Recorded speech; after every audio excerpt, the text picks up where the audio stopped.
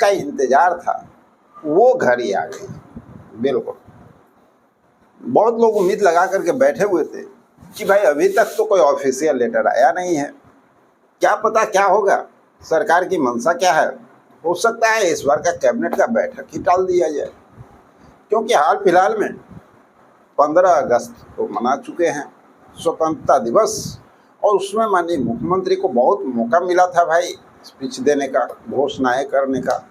तो हो सकता है कि कैबिनेट की बैठक ही टल जाए, लेकिन आखिरकार वो घड़ी आ गई, वो ऑफिशियल लेटर आ गया जिसको सभी संविदा कर्मियों को, जितने भी कर्मचारी हैं ना, उन सबको बहुत बेसब्री से इंतजार रहता है कि भाई कैबिनेट बैठक का ऑफिशियल लेटर कब जारी होगा। तो रात्रि में आज जारी कर दिया गया है, यानी आज नहीं भाई 18 तारीख को ही, उसको 18 तारीख माना जाए, 10 बजे के बाद ही किया गया, ये भी जान लीजिए।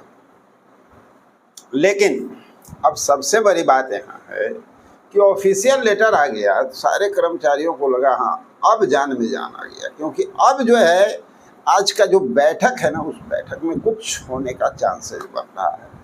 क्योंकि जितने भी कर्मचारी हैं, खासकर जो सरकारी कर्मचारी हैं, उनको तो ऑलरेडी पता है। तो कुछ ऐसे लोग हैं जो सचिवालय में हैं, तो उनको ऑलरेडी कुछ न कुछ तो जानकारी रहती है ना, कि चर्चाएं क्या हो रही है, किस विषय पे चल रही है, किस फाइलों पे ज़्यादा चर्चा हो रही है, कौन सी फाइल निकल रही है। लेकिन हमारे संविदा कर्मी साथियों को ये पता नहीं होता है। लेकिन चाहे वो सरकारी कर्मचारी हो, चाहे संविदा कर्मी हो, सभी लोग बहुत बेसब्री से इंतजार कर रहे थे कि भाई लेटर आ जाए, क्योंकि सबके दिमाग में एक बात था, और वो बात क्या था कि गवर्नमेंट ने दबाव में ही सही, सारे राज्यों की गतिविधि को देखते हुए ही सही, लेकिन एक कदम जनहित में तो उठा लिया, यानी संविदा कर्मियों के हित में गवर्नमेंट ने एक कदम तो उठा लिया है।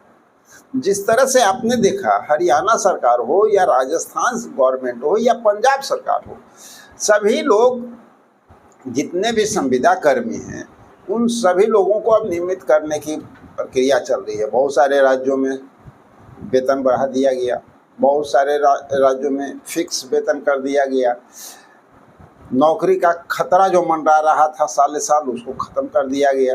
तो बहुत सारी बातें हैं। तो बिहार वासी भी हमारे साथी इंतजार कर रहे थे कि भाई बिहार सरकार की, गवर्नमेंट की जब बैठक होगी इस बार कैबिनेट की, तो कुछ हम लोग के लिए आ सकता है। क्योंकि हाल फिलहाल में उन सारे राज्यों को देखने के बाद गवर्नमेंट ने एक काम तो किया था जो सबके नज़र में था और सबको पता था, पेरोल मैनेजमेंट, याद है ना।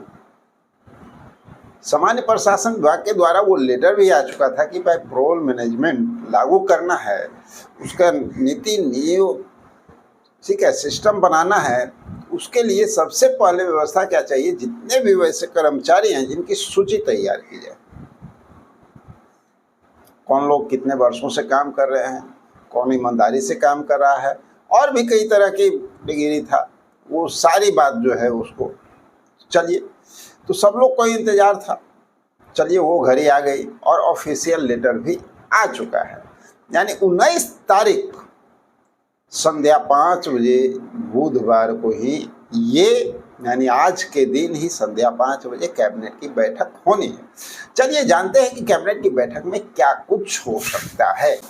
तो साथियों शुरू करते हैं। साथियों, बिहार कैबिनेट की अगली बैठक आधिकारिक लेटर, जिसको हम लोग ऑफिशियल लेटर भी कहते हैं, वही आ चुका है। आप अपनी स्क्रीन पर देख सकते हैं। 19 अगस्त 2026 बुधवार संध्या 5 बजे पटना स्थित मंत्रिमंडल कक्ष में यह बैठक होने जा रही है। साथियों, ये कोई सामान्य बैठक तो नहीं है। हाल ही में विकास आयुक्त की जो उच्च स्तरीय बैठक हुई थी, उसमें पेरोल मैनेजमेंट और आउटसोर्स के लिए जिस नए ड्राफ्ट को तैयार किया गया था, उसे अंतिम मंजूरी के लिए संभवतः कल कैबिनेट बैठक में रखा जा सकता है। आज हम इस वीडियो में उस कैबिनेट बैठक के एजेंडे का पोस्टमार्टम करेंगे, जो 19 अगस्त का यह दिन हमारे संविदा कर्मी आशा कार्यकर्ताओं के लिए बदलाव का दिन बन सकता है क्या?